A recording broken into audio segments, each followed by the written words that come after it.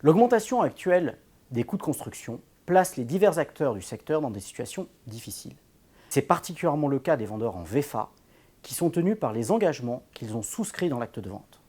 La situation est en revanche différente en amont, lorsque la vente n'a pas encore été signée et que seul un contrat de réservation a été conclu. On le sait, le contrat de réservation, c'est un acte préliminaire conçu comme un instrument de prospection du marché.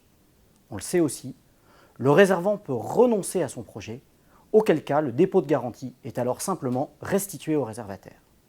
Mais si le réservant n'a pas l'obligation de construire, il doit en revanche nécessairement proposer le bien à la vente dans l'hypothèse où le programme est réalisé.